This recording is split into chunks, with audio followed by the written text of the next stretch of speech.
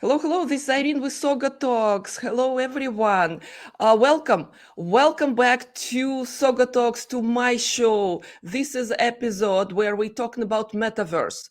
Metaverse was featured few times already, and yet this is such an unclear space still. With everything going on, just one word to the audience. If you're watching us on LinkedIn, if you're on Twitter, if you're on YouTube, please like what you're seeing. If you don't like what we're seeing, still like it, because maybe somebody else will like it. Yeah, no, the jokes apart, these talks are for new leaders, for people who are interested in technology, people who are on business side but still want to make that leap into technical world, because now it collides.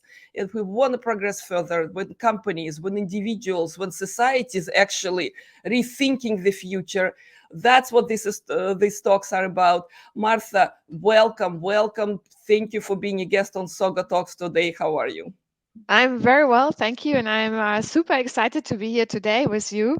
I've seen a number of your other talks, and they were always so amazing about new technology, and it all comes somehow together. So, thank you very much for also taking the opportunity to talk to me about my passion, the metaverse.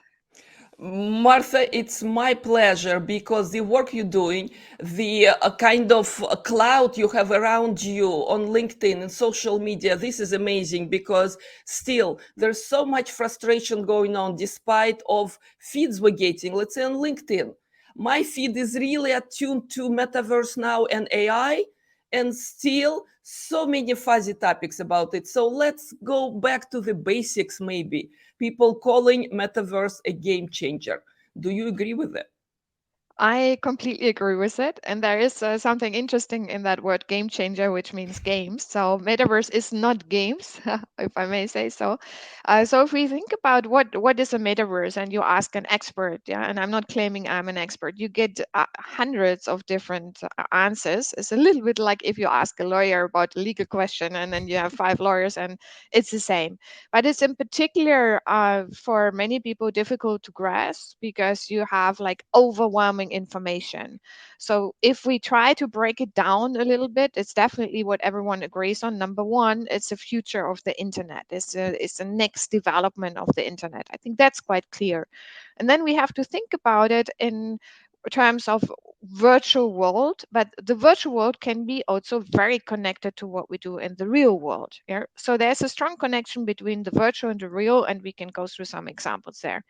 So in terms of then this interconnection is not only the virtual and the real world we are in today, is also thinking about the virtual world as an entire world. So we have now a world where we have Germany, we have you in the US, we have Europe, we have China, we have all the different basically countries.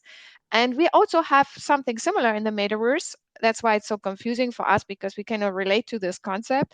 In the metaverse, we also have different countries, and I would call them different players in the metaverse. Yeah. So think about it that you have different countries, and when Columbus first went out, also he started exploring different countries. So be an explorer, explore the different countries. And right now, as it was beginning of the ages when Columbus was traveling, you sometimes have hurdles. You sometimes need to understand what the language of that country is. So, how do you get into that country is different from all the different countries. Also, we call it the metaverses, the use cases maybe of the metaverses. And one of that could be games like Roblox and Fortnite, where we have 100 millions of people every month.